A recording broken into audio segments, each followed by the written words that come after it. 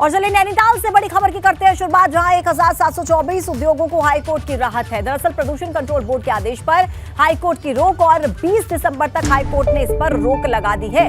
20 दिसंबर तक प्रदूषण control board को जवाब दाखिल करना होगा। प्रदूषण कंट्रोल बोर्ड ने 1724 उद्योगों की एनओसी रद्द की थी, लेकिन देखिए अब ये जो बड़ी राहत है वो मिलती हुई नजर आ रही है। 1724 उद्योगों को हाईकोर्ट की राहत, प्रदूषण कंट्रोल बोर्ड के आदेश पर हाईकोर्ट की रोक और 20 दिसंबर तक हाईकोर्ट ने अब इस पर रोक लगा दी है। प्रदूषण कंट्रोल बोर्ड को 20 दिसंबर तक देखिए जवाब देना होगा और 1724 उद्योगों की एनओसी रद्द की गई थी, लेकिन अब 20 दिसंबर तक का वक्त है। 20 दिसंबर तक इन्हें जवाब देना होगा।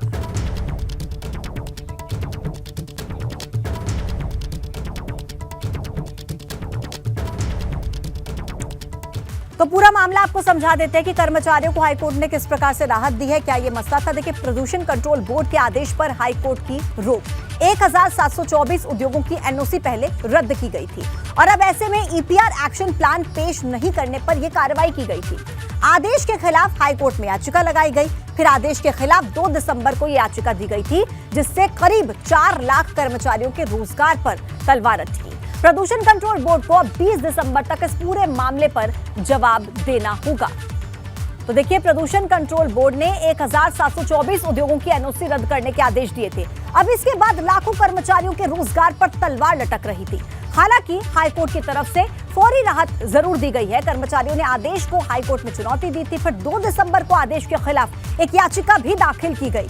इसके बाद हाईकोर्ट ने 20 दिसंबर तक इस पर रोक लगा दी। वाराणसी और महाकाल कॉरिडोर के बाद अब धर्म नगरी हरिद्वार हर की पौड़ी को भी कॉरिडोर बनाने की तैयारी की जा रही है। दरअसल हरिद्वार रुड़की विकास प्राधिकरण की इसको लेकर बैठक हुई, कॉरिडोर बनाने की रूपरेखा तैयार की गई, अवैध कॉलोनियों को लेकर एक टीम का गठन हुआ। 17 प्रस्तावों पर इस बैठक में चर्चा हुई, जिसमें सबसे महत्वपूर्ण विषय हर की पौड़ी को कॉरिडोर बनाने को लेकर था। अब इसे हरिद्वार रुड़की विकास प्राधिकरण ने अनुमति तो दे दी है, लेकिन कॉरिडोर बनने से हरिद्वार आने वाले यात्रियों को काफी अच्छी सुविधा मिलेगी, इसके पूरी संभावना है। तो हरिद्वार में भी भव्य कॉरिडोर बनाने की तैयारी, हर की पैड़ी को कॉरिडोर बनाने की तैयारी चल रही है और इसी को लेकर देखिए एक बैठक हुई थी रुड़की विकास प्राधिकरण की, जिसमें ये प्रपोजल पास हो चुका है, ये प्रस्ताव पास हो चुका है। मीटिंग में जो सबसे महत्वपूर्ण टॉपिक था वो यही रहा कि हर की पौड़ी को कॉरिडोर बनाने को लेकर रूपरेखा तैयार हुई इसमें, और अब ऐसे में यात्रियों को इससे काफी ज्यादा सुविधा मिलने की पूरी संभावना है। ये बैठक जिसमें कॉरिडोर का जो प्रस्ताव है वो पास हो गया है।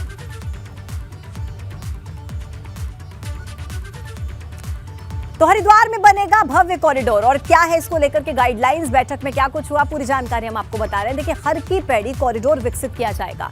कॉरिडोर HRDA विकसित करेगा। कॉरिडोर का जो एरिया है वो CCR, अपर रोड और भीमगोड़ा मार्ग होगा। मंडल आयुक्त ने हर की पौड़ी कॉरिडोर की DPR पेश करने के निर्देश भी दे दिए हैं। अब ऐसे में तीर्थयात्रियों और पर्यटकों को आकर्षित करने के लिए ये कॉरिडोर बनाया जाएगा, जिसके बाद काफी ज्यादा फायदा इससे मिलने वाला है। निश्चित तौर पर जब कॉरिडोर बनेगा तो यात्रियों के लिए एक बड़ी सुविधा होगी। जो हर की पौड़ी पर आते हैं, हरिद्वार आते हैं, तो उनको जब कॉरिडोर मिलने के बाद एक बड़ी सुविधा मिलने की पूरी संभावना है। हर की पैड़ी क्षेत्र को एक कॉरिडोर के रूप में विकसित करने के लिए एक योजना बनाई जाए और उस योजना के अंतर्गत कंसल्टेंट नियुक्त करके और बड़े स्तर पर किस प्रकार से एक सुविधाजनक उसको बनाया जाए यात्रियों के लिए और सुंदरता उसकी बढ़ाई जाए, तो एक कॉरिडोर का प्रस्ताव तैयार करने के लिए उनको निर्देश दिए हैं। देहरादून से इस वक्त हमारे साथ रवि कैंतुरा लाइव जुड़ गए हैं, ज्यादा जानकारी उनसे लेंगे। रवि, जिस तरीके से हर की पैड़ी को कॉरिडोर बनाने को लेकर बैठक में महत्वपूर्ण चर्चा हुई है, ये हर किसी के लिए बहुत खुशी की खबर है, खासतौर पर उन तीर्थ यात्रियों के लिए जो आते हैं हरिद्वार में हर की पौड़ी पर दर्शन करने के लिए आते हैं। इसकी रूपरेखा तैयार हो गई है, कब से अमल में लाया जा सकता है, आगे क्या इसको लेकर के प्रपोजल रहेगा या क्या कार्रवाई रहेगी?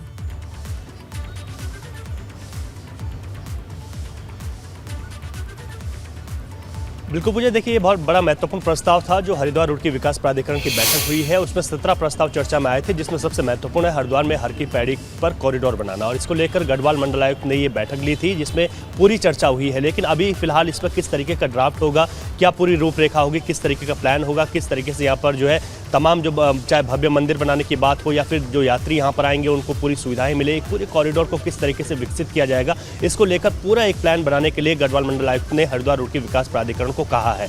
ऐसे में अगर क्योंकि हरिद्वार की अगर बात करें तो विश्व पटल पर हरिद्वार का नाम है, यहाँ पर जो है तमाम देश विदेश से यहाँ पर श्रद्धालु आते हैं और ऐसे में हर की पैड़ी जो बहुत मुख्य स्थल यहाँ का है, इस पर अगर कॉरिडोर बनता है तो यहाँ आने वाले श्रद्धालुओं को बहुत ज़्यादा सुविधाएं मिल सकेंगी और इसके साथ ही जो हरिद्वार में जो पर्यटन है वो भी और ज़्यादा बड़े तौर पर विकसित हो सकेगा। तो जिस तरीके से हरिद्वार को विश्व पटल पर जो पहचान है वो मिली है, इसके साथ ही अगर वहाँ पर कॉरिडोर बनाया जाता है, जिस तरीके से बनारस में कॉरिडोर बनाया गया था, महाकाल कॉरिडोर बनाया गया था, इसी की तर्ज पर जो है हरिद्वार में भी हर की पैड़ी पर इस कॉरिडोर का निर्माण करने का एक प्रस्ताव जो कि अभी चर्चा में आया है। तो इसके बाद जो गढ़वाल मंडल आयुक्त सुशील कुमार, उन्होंने कहा है कि किस तरीके का पूरा कॉरिडोर होगा, किस तरीके से जो हरिद्वार रुड़की विकास प्राधिकरण है उनके पास इसका ड्राफ्ट है, वो पूरी तरीके से इसको तैयार करें और उसके बाद सामने इस पूरे ड्राफ्ट को लेकर आए कि किस तरीके से पूरे कॉरिडोर में निर्माण कार्य होने हैं और किस तरीके से इसे भव्य बनाया जाना है। यात्री यहाँ पर पहुँचते हैं तो उनको किस तरीके की सुविधाएं दी जाएंगी, यहाँ के मंदिरों को भव्य तौर पर किस तरीके से और ज्यादा स्थापित किया जाएगा। तो ये बड़ा महत्वपूर्ण प्रस्ताव कल 17 प्रस्तावों के बीच आया था। तीर्थ स्थल है हरिद्वार और जैसा आपने भी जिक्र किया रवि की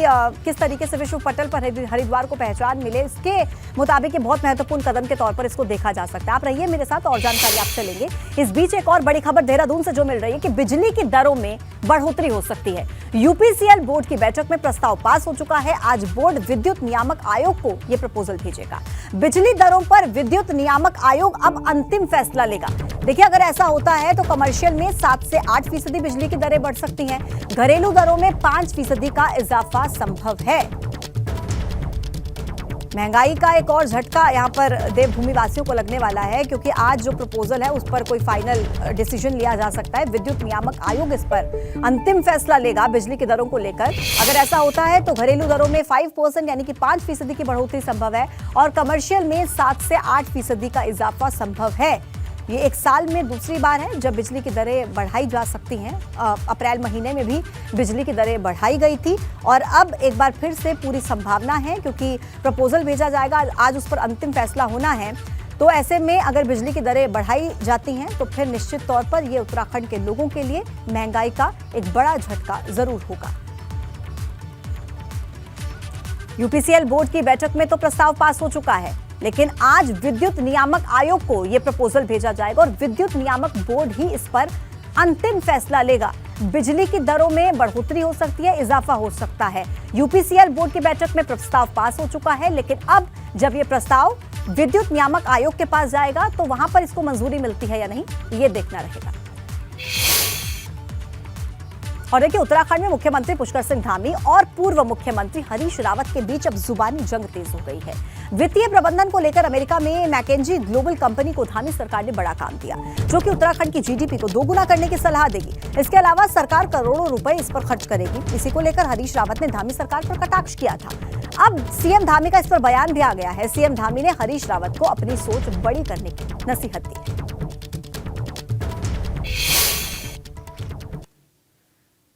यदि आप प्राइमरी स्कूल में ऑक्सफोर्ड यूनिवर्सिटी के प्रोफेसर को हेडमास्टर बना करके भेज दोगे तो उसका फेल होना तो बिल्कुल पहले दिन ही निश्चित है।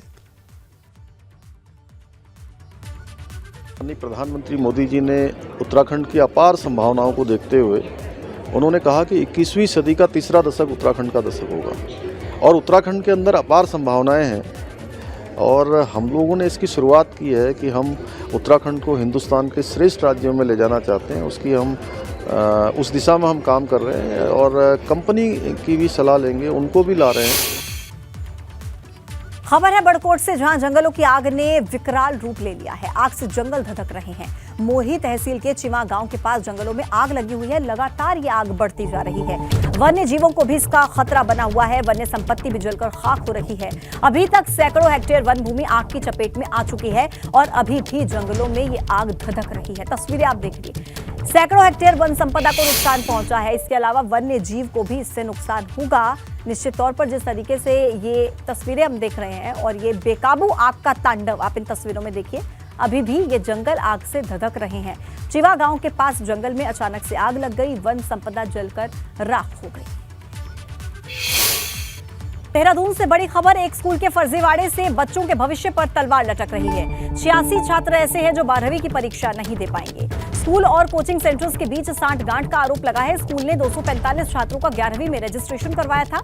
86 छात्रों का फर्जी तरीके से रजिस्ट्रेशन करवाया गया था और वो 12वीं में बदला गया। सीबीएसई के वेरिफिकेशन से फर्जीवाड़े का ये मामला सामने आया, जिसमें अब 86 छात्र 12वीं की परीक्षाएं नहीं दे पाएंगे। ज्यादा जानकारी के साथ रवि कैंतुरा इस वक्त हमारे साथ जुड़ गए हैं। रवि, ये जो फर्जीवाड़े की तस्वीरें सामने आई हैं, जो खबर सामने आई है, 86 छात्रों का भविष्य अधर में, क्या पूरा मामला है?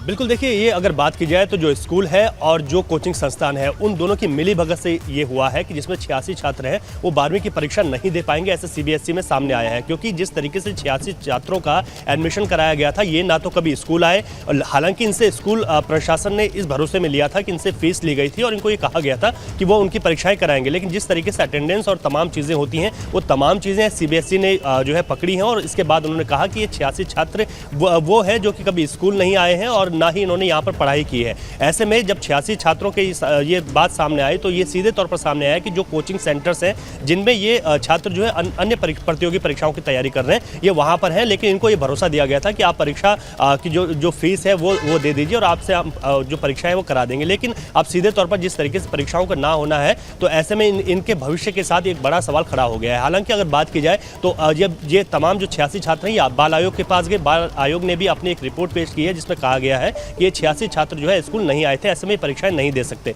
भविष्य को देखते हुए इन 86 छात्रों की जो परीक्षाएं हैं वो ओपन बोर्ड से कराई जाएंगी, लेकिन फिलहाल जिस स्कूल ने ये पूरा फर्जीवाड़ा किया है उसकी मान्यता को रद्द करने और साथ ही साथ मुकदमा दर्ज करने के भी अब जो है आगे कार्रवाई की जाएगी। बाल आयोग ने खुद डीजीपी से इस बारे में मुलाकात की है, उसके बाद पूरी तरीके से इस पर छानबीन की जाएगी। इसके अलावा क्या देहरादून में कुछ ऐसे और स्कूल हैं जो इस तरीके से फर्जीवाड़ा कर रहे हैं, तमाम छात्रों का एडमिशन कराते हैं, उनसे सिर्फ पैसा लेते हैं, वो स्कूल नहीं आते, उन्हें भरोसा देते हैं कि वो अपनी उनकी परीक्षाएं करा देंगे। तो जो अन्य स्कूल है उन स्कूलों की भी पूरी इस तरीके की छानबीन की जाएगी और जो अन्य स्कूलों में क्या इस तरीके का फर्जीवाड़ा है ये भी देखा जाएगा। फिलहाल जो 86 छात्र हैं वो इस स्कूल से तो परीक्षा नहीं दे पाएंगे, लेकिन इनका ओपन बोर्ड से इनकी परीक्षाओं को कराया जाएगा, ऐसा बाल आयोग ने कहा है। और जो अन्य स्कूल है उन पर भी इस तरीके का शिकंजा कसा जाएगा। तमाम जो स्कूल है उन पर भी इस तरीके की निगरानी रखी जाएगी कि क्या अन्य जगहों पर भी ऐसा हो रहा है। इस मामले को अगर देखें तो स्कूल और जो कोचिंग संस्थान है उन्होंने ऐसे 86 छात्रों को तैयार किया, उनको भरोसे में लिया, उनसे पैसा लिया, लेकिन उसके बाद इस पर रोक लगानी, कार्रवाई करनी बहुत जरूरी भी है रवि, क्योंकि इस तरीके से तो न जाने कितने बच्चे होंगे जिनका भविष्य इन कोचिंग सेंटर्स की आड़ में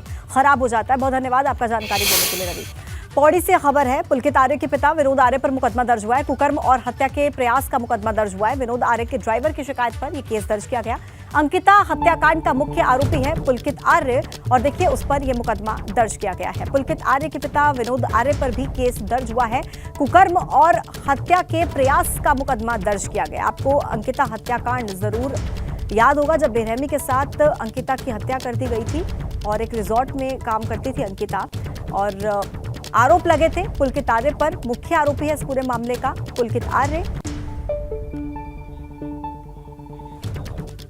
पिथौरागढ़ में इसी साल के अंदर अलग अलग मामलों में लोगों से 33 करोड़ रुपए की ठगी हो चुकी है। पुलिस की तरफ से 140 लोगों के खिलाफ मुकदमा दर्ज किए गए हैं। 42 लाख रुपए की रिकवरी भी हो चुकी है। पिथौरागढ़ जिले में सबसे ज्यादा केस साइबर ठगी और इन्वेस्टमेंट प्लान से जुड़े हुए मामलों में ठगी के हुए हैं।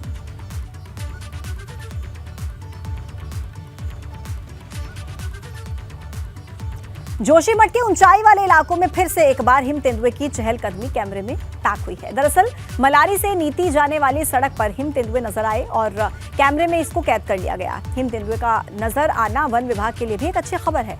हालांकि हाल ही में आई रिपोर्ट में यह भी पता चला है कि उत्तराखंड में हिम तेंदुए की संख्या बढ़ रही है। ये तस्वीरें आप देख रहे हैं, हिम तेंदुए हैं ये जिनकी संख्या बढ़ रही है। एबीपी गंगा ने आपको ये भी बताया था कि किस तरीके से ये जो संख्या है ये बीते सालों में बढ़ती गई है और अभी देखिए जो हिम तेंदुओं की तस्वीरें हैं, चहलकदमी करती हुई जो तस्वीरें हैं वो एक बार फिर से कैमरों में कैद की गई हैं। हल्द्वानी नगर निगम को रैंकिंग में राज्य का पहला निगम बनाने की कवायद शुरू भी हो चुकी है। देखिए स्वच्छता रैंकिंग में हल्द्वानी नगर निगम पहले स्थान पर आए, इसके लिए नंबर 1 थीम लॉन्च की गई है। इसको लेकर नगर निगम की एक बैठक भी आयोजित हुई जिसमें इस अभियान की शुरुआत हुई। इस दौरान पोस्टर भी लॉन्च किया गया है। बाद नगर निगम अर्थात नगर निगम के बोर्ड, नगर निगम के सभी कर्मचारी, अधिकारी व नगर निगम में निवास करने वाली सभी सम्मानित जनता, उससे एक अपील की गई है कि हल्द्वानी को नंबर 1 इस उत्तराखंड प्रदेश के अंदर स्वच्छता के मानकों में बनाना है। पहाड़ प्रभात में इतना ही। देखते रहिए एबीपी गंगा।